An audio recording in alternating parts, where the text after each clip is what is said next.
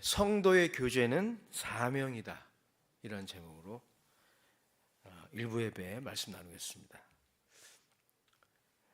우리가 사도신경을 암송할 때 꼭 고백하는 내용이 있습니다. 그게 뭐냐면 바로 성도의 교통이에요. 성도의 교통. 오늘도 여러분 암송하셨죠? 성도의 교통을 믿사오며.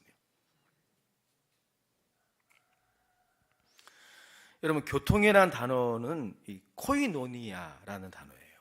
코이노니아. 헬라어 단어인데, 여러분, 이 코이노니아는 뭐냐면 이런 거죠. 함께 하는 거예요. 함께 하는 거. 그리고 함께 하면서 나누는 거예요. 나의 그 소유를, 혹은 나의 어떤 여러 가지 중요한 것들이 있잖아요. 이런 것들을 나누는 것. 이것이 바로 코이노니아의 단어의 뜻입니다. 그런 의미에서 오늘 우리가 이제 성찬 예배 때 성찬에 참여하게 될 텐데, 이 성찬이라는 단어의 뜻도 교통함이라는 의미가 포함되어 있어요. 영어로 성찬이 커뮤니온이라는 단어를 쓰는데, 이 커뮤니온이라는 단어 안에는 코이노니아라는 단어가 들어가 있어요. 즉 여러분, 이 시간에는 주님의 신령한 양식을 기념하는 시간이잖아요. 떡과 포도주로 상징되는 주님의 몸과 피에 참여하는 시간인데, 함께 하잖아요. 함께 우리는 참여합니다. 그리고 이 성찬식을 가만히 보십시오. 그 시작이 어떻게 시작됩니까?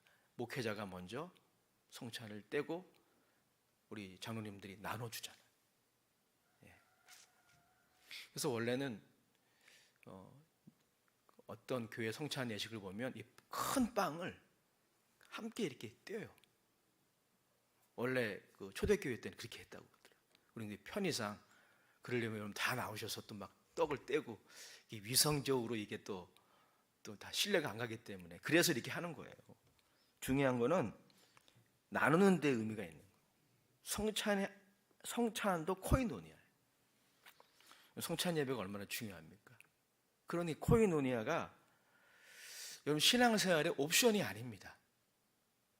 그냥 시간이 남으면, 예배 드리고 시간이 남으면 하는 거, 그게 아닙니다. 오늘 우리가 11시 예배 때 선교사님, 우리 교회에서 후원하는 선교사님, 맹 선교사님 모시고도 말씀을 듣는데, 전도와 선교에 대해서 생각하지 않을 수가 없죠. 전도와 선교도 코이노니아예요. 거저 받은 것을 거저 주라. 예수님 말씀하셨어요. 너희가 거저 받았으니 거저 줘라. 그게 예수님의 그 전도 명령이잖아요. 이게 코이노니아입니다. 거저 받은 것을 그 은혜의 감사함으로 내가 움켜쥐는 것이 아니라 나누는 거예요. 그러므로 여러분, 여러분들에게 도전합니다. 모든 그리스도인들은 이 성도의 교제에 참여해야 돼요. 우리는 성도의 교제라는 신앙 고백을 매번 하잖아요. 이걸 여러분들이 믿는다면, 이것이 여러분의 신앙 고백이라면 성도의 교제를 중요시 하셔야 돼요. 교회의 리더십을 한번 생각해 보십시다. 교회의 리더십이 있어요. 저나 우리 장로님들이나 재직분들이, 또 지역자님들, 이런 분들이, 또 교사분들도 마찬가지. 교회의 리더십이잖아요. 교회의 리더십은 세상의 리더십과 좀 달라요. 교회의 리더십은 이 코이노니아에 참여하여 함께하는 리더십이어야 합니다. 교회의 리더십은 그 리더를 따르는 사람과 동떨어져서 전화로 지시하고 명령하는 리더십이 아니에요. 혹은 따르는 사람들 위에 군림하는 리더십이 아니에요. 이건 여러분 세상의 리더십이에요. 교회의 리더십은 어떻습니까? 교회의 리더십은 반면에 자신을 따르는 사람과 함께하는 거예요. 그 교제에 동참하는 것입니다. 그리고 위에 있는 것이 아니라 옆에 있는 거예요. 예수님의 리더십이 그런 리더십이었잖아요. 예수님이야말로 제자들 위에 군림하실 수 있는 리더십 아니었겠습니까? 하나님의 아들이니까 충분히 그런 자리가 어울리는 분이에요. 근데 예수님 보여주신 리더십은 어떤 리더십이었습니까? 제자들 옆에 계신 거예요.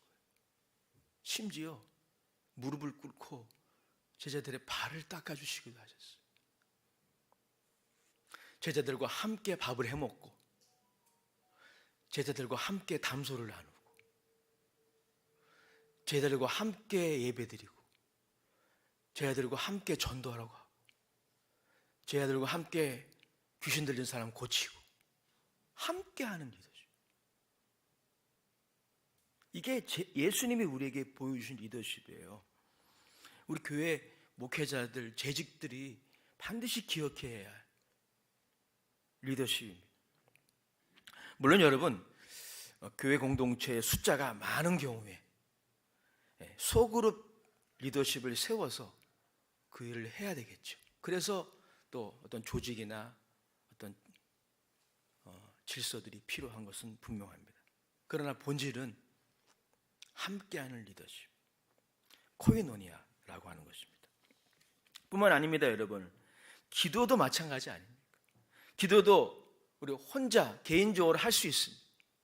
예수님께서도 골방에 들어가서 기도해라 하셨으니까. 그건 우리가 한 사람 한 사람이 우리의 삶의 자리에서 운전할 때나 사무실에서 일을 볼 때 잠깐이라도 기도하면 하나님 그 기도를 들으시고 바로 그것이 성전이 되는 것이죠. 그런데 예수님이 그 말씀만 하신 게 아니라 두세 사람이 함께 기도할 때 역사하는 힘이 많다고 말씀하셨어요. 마태복음 16장에 그게 나와요. 너희가 두세 사람이 무엇인지 땅에서 구하면 내가 시행하리라. 너희가 두세 사람이 최소 단위가 2명이에요. 함께 할 때, 주님의 이름으로 함께 할 때 나도 그들 중에 있느니라. 할렐루야. 그러니 여러분, 합심 기도가 얼마나 중요해요. 합심 기도도 함께 하는 기도예요. 예수님께서 전도자들을 보내실 때도 두 사람이 함께 하라고 하셨어요. 그래서 제가 이런 말씀을 좀 보면서 다음과 같은 경고 하나를 제가 좀 만들어냈어요. 그게 뭐냐면 한번 따라해 볼까요? 두 사람이 마음을 함께하면 못할 것이 없습니다. 예, 고난이 다가오기도 하고 시험이 다가오기도 하지만은 특별히 부부가 남편과 아내가요 마음을 합한다면 주 안에서 마음을 합한다면 못 이길 역경이 없습니다. 교회도 마찬가지예요. 교회가 이렇게 뭐 많은 수가 모이면 좋겠지만 단 두 사람이 모여도요 그 두 사람이 합심으로 기도하면은 역사가 나타나는 거예요. 왜? 코이노니아니까. 전도서 4장 9절에 그래서 아주 유명한 말씀이 있어요. 전도서 4장 9절 이하 제가 좀 읽어드릴게요. 두 사람이 한 사람보다 나음은 그들이 수고함으로 좋은 상을 얻을 것입니다. 혹시 그들이 넘어지면 하나가 그 동물을 붙들어 일으키려니와 홀로 있어 넘어지고 붙들어 일으킬 자가 없는 자에게는 화가 있으리라. 11절에 또 두 사람이 함께 누우면 따뜻하거니와 한 사람이 어찌 따뜻하랴. 한 사람이면 패하겠거니와 두 사람이면 맞설 수 있나니 세 겹줄은 쉽게 끊어지지 아니하느니라. 따라합시다. 세 겹줄은 쉽게 끊어지지 않습니다. 개역 성경에는 삼겹줄이라고 나와 있는데 삼겹살을 연상시켜가지고 그래서 세 겹줄로 개역 개정을 바꾼 것 같아요.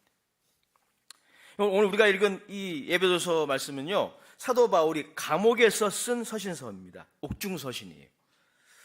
이 에베소서의 주제는 바울의 신학의 핵심을 우리들에게 보여주고 있는데 그게 뭐냐면 하나님이 예수 그리스도의 십자가를 통해 그 험한 십자가, 얼마나 십자가가 험합니까? 그 십자가를 통해서 새로운 공동체를 이루셨다는 거예요. 그 새로운 공동체가 바로 교회예요. 그 새로운 공동체, 즉 교회에 대한 비전으로 이 에베소서는 가득 차 있습니다. 여러분, 하나님의 의도와 목적은 무엇입니까? 이 하나님의 목적과 의도는 바울의 표현에 의하면 만세 전에, 이 모든 만물을 창조하시기 전에 예수 그리스도 안에서 이미 예정하신 목적이라고 나와 있는데, 그 목적이 뭐냐면 한 개인만 예수 그리스도 안에서 새롭게 창조하는 것만이 아니라 그것을 포함해서 새로운 공동체, 새로운 공동체를 새롭게 창조하시겠다는 것입니다.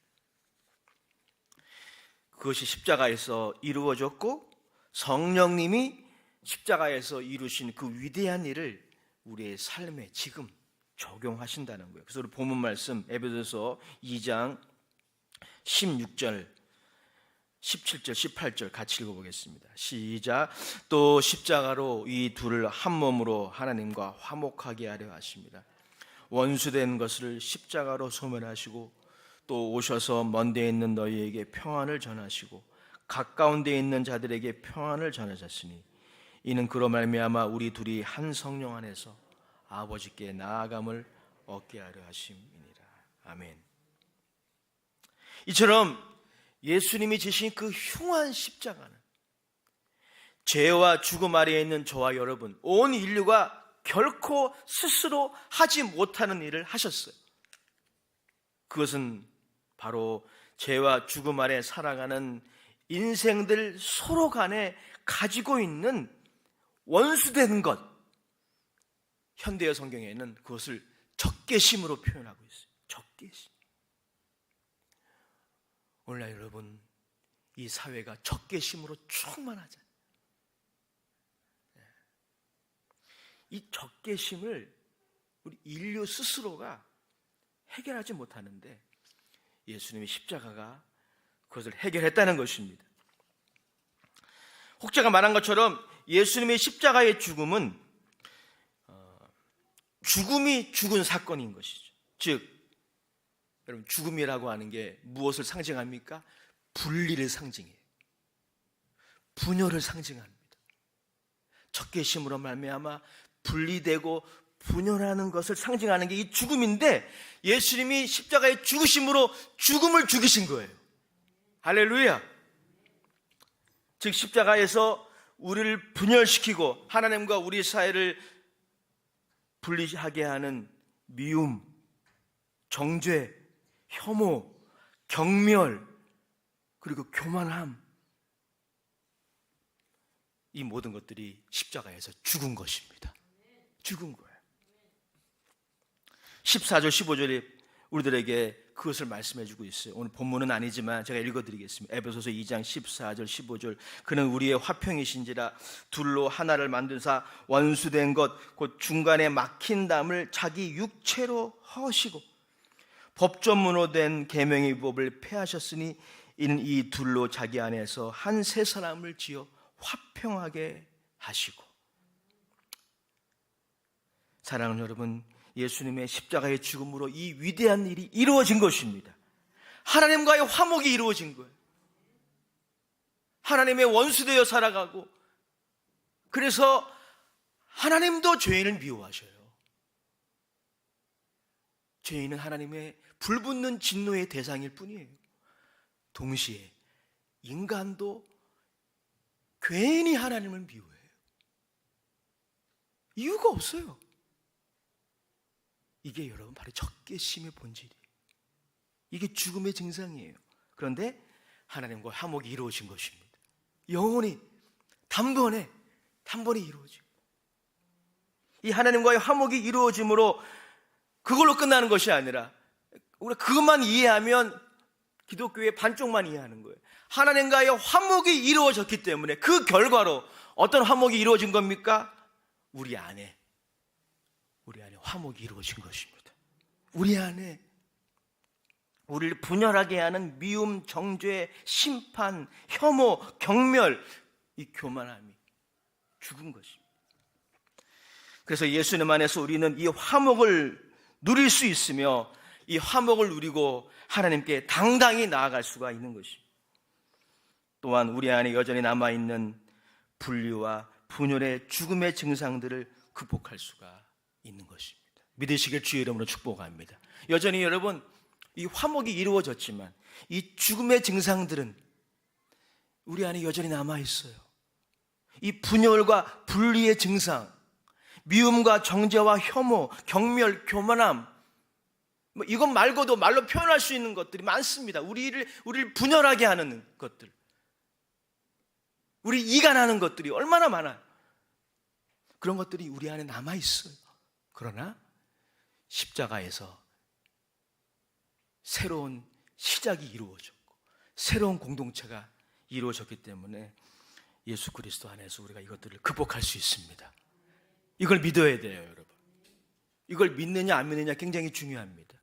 이걸 믿을 때 우리가 하나님께 당당히 나갈 수 있을 뿐 아니라 좀 대학이 좀 힘든 사람들이 있잖아요. 당당히 나갈 수 있는 거예요. 뻔뻔해야 돼요, 여러분. 인간관계도 뻔뻔해야 됩니다. 안 봐, 저 사람 안 봐. 이러면 해결 안 되는 겁니다. 이게 마귀의 속임수예요. 그건 도망가는 거예요, 여러분. 우리가 여러분 하나님께 당당히 나갈 수 있게 된 거 아니에요? 우리를 정죄하실 수 있는 그분 앞에 우리가 이 예수 그리스도 안에서 당당히 나가잖아요. 그래서 아버지라고 부르잖아요. 똑같은 원리예요, 여러분. 우리가 인간관계 화목도요, 조금 감정이 있고 그래도 뻔뻔스럽게 만나는 거예요. 당당히 나가야 됩니다. 컨택해야 돼요. 대화해야 됩니다. 여러분, 이러한 새로운 공동체, 십자가를 통해서 이루어진 이 새로운 공동체의 특징이 있는데 바로 연합이라는 겁니다. 분열이 아니라 연합이라는 거예요. 16절의 말씀, 18절의 말씀, 21절의 말씀에 공통적으로 있는 단어가 있어요. 그게 뭐냐면 바로 우리 둘이란 단어예요. 우리 둘이. 16절 말씀 다시 한번 봐요. 시작. 또 십자가로 이 둘을 한 몸으로 하나님과 화목하게 하려 하십니다. 원수된 것을 십자가로 소멸하시고 이 둘을, 그죠? 이 둘이 누구예요? 화목해야 할 대상을 말하는 거죠. 이 둘. 18절의 말씀 같이 읽어봐요. 시작. 이는 그로 말미암아 우리 둘이 한 성령 안에서 아버지께 나아감을 얻게 하려 하십니다. 우리 둘이 남편과 아내일 수도 있고 부모님과 자녀일 수도 있고 그리고 더 나아가서는 교우들끼리, 그죠? 한 성령 안에서. 21절 말씀 같이 읽어보겠습니다. 시작. 그의 안에서 건물마다 서로 연결하여 주 안에서 성전이 되어가고. 연결은 둘이 하는 거예요. 혼자 못해요. 연결은 둘이 연결. 여러분, 이 둘이 무엇을 의미할까요? 구체적으로는, 또 시대적으로는 유대인과 이방인 사이를 의미합니다. 유대인과 이방인을 말해요. 지난번에도 제가 한번 말씀드렸죠. 유대인과 이방인들은 여러분 아마 체감하지 못하실 거예요. 그 당시 유대인과 이방인들, 지금도 사실은 이런 게 있어요. 지금도 저기 팔레스타인 가면 유대인과 팔레스타인 사이에 끊임없는 전쟁이 지금도 계속되고 있죠. 중동의 화역거가 성지순례에 가는 바로 그곳이에요. 예. 무엇을 봅니까? 그 적개심. 예. 누군가가 나한테 대로 주면 말로 주어야 하는 이 적개심. 그걸 행동으로 표현하는 사람이 있고 표현하지 않는 사람이 있을 뿐이에요. 유대인과 이방인이 그런 존재예요. 유대인과 이방인들은 종교적으로, 문화적으로, 인종적으로, 습관적으로도 결코 연합할 수 없는 사람들인 거예요. 오늘날 케미란 말 써요. 케미가 안 맞는다. 유대인과 이방인들은 케미가 전혀 안 맞는 사람, 코드가 안 맞는 사람, 수준이 안 맞는 사람들이에요. 도덕적으로 보면 이 유대인들은 비교적 도덕적으로 살았어요. 이렇게 성적으로 그렇게 문란하지 않았습니다. 할례를 행하고 또 이렇게 금식을 하고 이런 것들이 아주 습관적이었기 때문에. 그런데 그 당시 이방인들, 근데 헬라 문화권의 이방인들은 성적으로 굉장히, 그러니까 유대인 입장에서 봐도 문란했어요. 그런데 수준이 안 맞는 거예요. 수준이 안 맞는 사람들이에요, 서로. 그래서 여러분이 역사적으로 보면 이 유대인과 이방인들은 서로에게 많은 상처를 주고받아 왔었던 사람들입니다. 그런 슬픔의 역사가 있었고, 우리 세계 역사를 보면 유대인들이 세계 도처를 떠돌아다니며 살 때 유럽인들이 그 패스트가, 코로나19처럼 패스트가 중세시대 때 한참 유행했었거든요. 그 패스트가 유대인 때문이다, 이렇게 해석을 해가지고 유대인들이 큰 곤혹을 당하고, 또 유대인들은 이방인들을 개 취급하고 아주 도덕적으로 열등한 사람으로, 율법을 모르는 열등한 사람으로 그렇게 비난하고 무시했습니다. 그러나 바울에 의하면 이제 새로운 시대가 되었다는 것입니다. 율법의 완성이신, 특별히 유대인들이 이방인들을 비난하는 근거가 뭔지 아세요? 율법입니다. 율법도 모르고 율법도 지키지도 않는, 그래서 개라고 여겼어요. 식사도 같이 안 했어요. 그런데 바울에 의하면, 바울도 그런 사람이었잖아요. 바울에 의하면 그 율법을 예수님이 완성하셨다는 겁니다. 예수님이 오셔서 그 율법을 완성하셨어요. 십자가의 죽으심으로 율법의 요구를 완성하시고, 그리고 우리를 대신하여 대표하여 하나님이 율법을 통해 우리에게 원하시는 바를 이루셨습니다. 그리고 그가 부활하심으로 그 일을 이루셨음을 증명하신 것입니다. 이제 새로운 시대가 열렸습니다.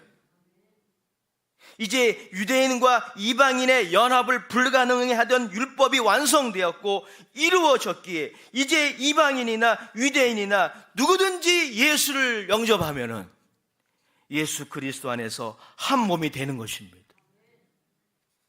그들은 서로 교제해야 합니다.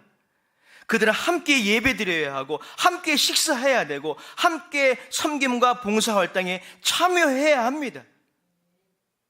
성도의 교제, 그래서 우리가 매번 고백하는 거예요.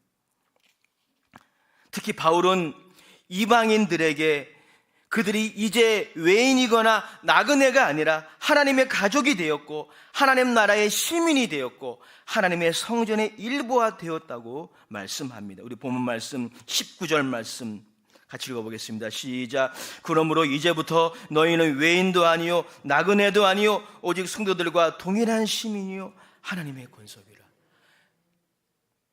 여러분, 이 자화상을 가지시기 바랍니다. 여러분은 누구입니까? 하나님 나라의 시민이에요. 그리고 하나님의 권속이에요.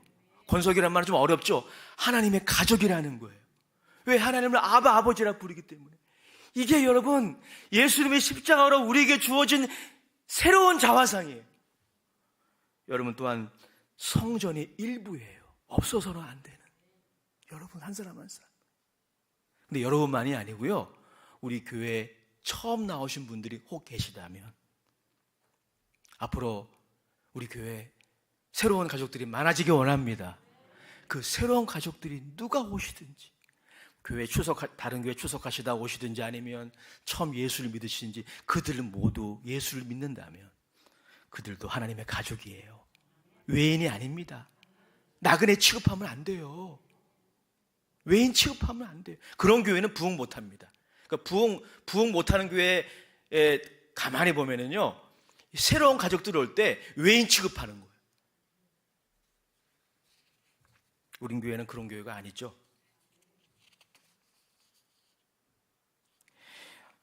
모든 사람을 위한 옥중서신이라는 책의 저자 N.T. 라이트가 이렇게 말했어요. 새로운 공동체의 일원들은 오직 함께 할 때 하나님이 임재하시는 성전이 되어간다. 그러니까 함께 하지 않으면 성전의 역할을 제대로 못한다는 겁니다. 여러분, 성전의 벽돌이 연결되지 않으면 어떻게 건물이 됩니까? 오늘 바울이 그 비유를 쓰고 있는 거예요. 벽돌이 아무리 대단해도 서로 연결되지 않으면 어떻게 이 구조를 만들어낼 수 있습니까? 마찬가지로 공동체의 이론들이 함께 할 때 바로 그들이 하나님의 성전으로 점점 지어져 간다라고 말씀하고 있습니다. 어떤 청년 그리스도인이 찰스 스펄전에게 찾아왔어요. 미국의 아주 유명한 설교자죠. 이 청년 그리스도인이 자신이 다니던 교회에서 시험에 들었던 것 같아요. 그래가지고 찰스 스펄전에게 찾아와서 이렇게 요청했습니다. 목사님, 정말 저에게 딱 맞는 이상적인 교회를 좀 소개시켜 주시면 안 되겠습니까? 교회에서 시험 든 거예요. 그런데 찰스 스펄전이 이렇게 말했다고 합니다. 자네 혹시 그런 교회를 찾다가 만나거든 나도 좀 소개해 주게나. 그리고 웃으시면서 이렇게 얘기했다고 해요. 혹시 그런 교회를 찾는다고 할지라도 자네는 그 교회 가지 말게. 그리고 그때가 겨울이었던 것 같아요. 난로불이 활활 타오르고 있는데 그 난로를 뚜껑을 열어가지고 그 조개탄 하나를 끄집어낸 눈밭에 던졌어. 그러니까 갑자기 그냥 그 뜨겁게 달가오르던 그 조개탄이 금방 김을 내면서 식어버리는 거예요. 그리고 다시 그 화로에 집어넣었더니 다시 활활 타오르기 시작해요. 이 조개탄이 무엇을 보여주는가? 함께 해야 된다는 거예요. 함께 할 때 같이 연단받고 같이 성장하게 된다는 거예요. 하지만 함께 하지 않으면 저 식어가는 조개탄처럼 그냥 식어져 버릴 것이다 말씀하고 있습니다. 잠언서 27장 17절에도 이렇게 말씀하고 있습니다. 같이 한번 읽어보겠습니다. 잠언서 27장 17절 시작. 철이 철을 날카롭게 하는 것 같이 사람이 그의 친구의 얼굴을 빛나게 하느니라. 이게 무슨 말이에요? 여러분, 철이요 아무리 좋아도요 연단하지 않으면 그 도구는 못 씁니다. 그래서 철을 불 속에 집어넣어서 가해를 해가지고 두드리고 그 다음에 그걸로 안 끝나요. 그 다음에 그 틀에 넣어서 원하는 모양을 만들고 그걸로 안 끝나요. 어떻게 합니까? 우리 부엌에서 일하시면 잘 알죠. 칼도 무뎌지게 돼요. 그러면 그걸 갈아야 됩니다. 그래 갈아야 철이 그 역할을 할 수 있는 거예요. 여러분 성경에 보니까 뭐라 말씀하고 있죠? 철을 누가 날카롭게 합니까? 철이 날카롭게 하는 거예요. 성도를 누가 날카롭게 합니까? 아니 그러니까 신경질적으로 되게 만드는 게 아니라 성도가 연단 맞는 통로가 누구예요? 성도예요, 여러분. 우리 교회에서 연단 받는 거예요. 우리 가정에서 연단 받는 거예요. 이 연단의 과정이 때로는 쉽지 않아요. 왜? 연단 받는 과정이니까. 철이 철을 다듬는 과정이니까. 하지만 여러분, 철이 이렇게 다듬어지면 어떻게 됩니까? 빛나게 되죠. 빛나게 되는 거예요. 여기 보십시오. 그의 친구가 그의 친구의 얼굴을 빛나게 하는 거예요. 그래서 교제해야 되는 겁니다. 아이, 나 저 사람 보기 싫어. 아이, 나 상처받았어.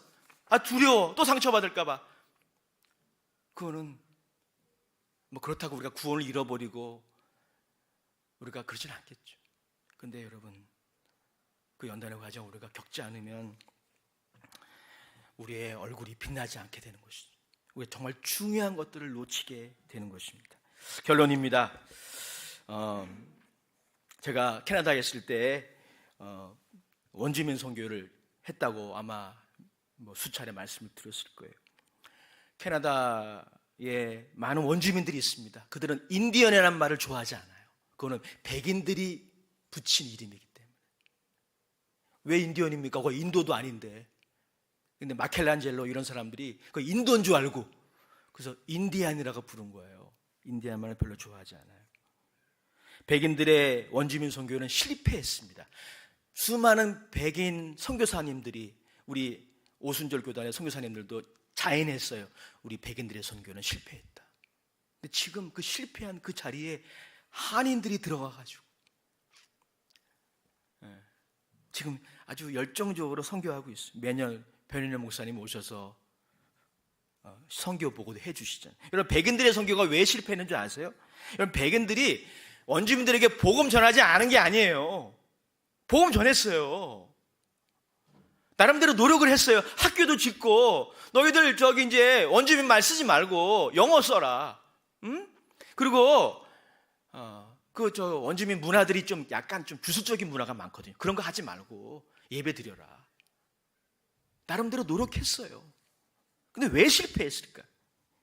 여러분, 백인들은 원주민들에게 복음을 전하긴 했지만 그 원주민들이 백인 사회로 나와서 그들과 함께 사는 것을 원하지 않은 거예요. 코이노니아는 원하지 않았어요. 왜냐하면 그들 안에 원주민들은 더럽고 마귀적이고 문화적으로 열등하다라고 하는 우월의식이 있었기 때문에. 그래서 이런 백인들이 했던 게 뭡니까? 원주민 보호구역이라는 걸 만들었어요. 이게 뭐냐면 창살 없는 감옥이에요, 사실. 왜냐하면 원주민 보호구역 안에 있으면은 모든 지원을 다 해줍니다. 일을 안 해도 월급 줘요, 매달. 월페어라 그래가지고 월급 나오는 날이 있어요. 일을 안 해도 월급 줄 테니까 뭐예요? 나오지 마라, 거기서. 백인 사회로 제발 나오지 마라. 아니, 너희도 더러워. 일도 안 하고. 이게 여러분 백인들하고 원주민들하고 맞을 수가 없어요. 이게 코드가. 왜냐하면 원주민들은 어려 이거 그래서 창 던지는 사람들이었거든요. 밭을 기경해서 소 키우고 양 기르는 사람들이 아니었어요. 이게 안 맞는 거예요. 하지만 정말 원주민들과 함께 살기 원했다면 원주민들이 백인 사회로 나왔을 때 그들에게 일자리를 주고 함께 하는 거, 이걸 안 한 거예요. 원주민 보호구역 안에 들어가 있어. 보호구역을 나오면 모든 지원을 중단합니다. 그래서 창살 없는 감옥이. 그래서 실패한 겁니다. 선교는 공중에서 복음지를 살포하거나 언젠가 한번 주르륵 비행기를 타고 가서 마을을 돌아다니면서 사역례를 나눠주는 것만이 아닙니다. 백인들이 그것만 한 거예요. 선교는 선교지에서 함께 살면서 그들과 밥을 해먹고 그들과 교제하고 그들과 축구를 하고 그들과 놀이를 하고 대화를 하고 그들 속에서 예배자로 본이 되는 것입니다. 그게 선교예요. 물론 단기 선교도 선교겠지만 우리 11시 예배 때 오늘 우리 맹갑견 선교사님은 지금으로부터 20년 전에 미얀마에 가셔서 그들과 함께 살고 계셔요.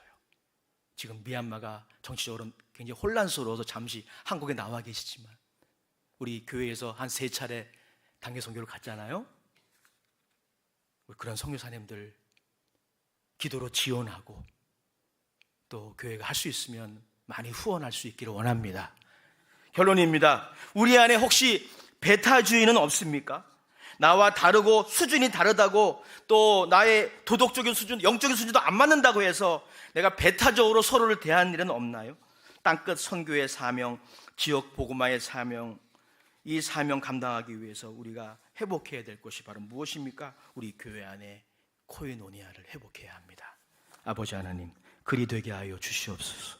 예수님의 이름으로 감사하며 기도합니다. 우리 찬송가 새 찬송가 505장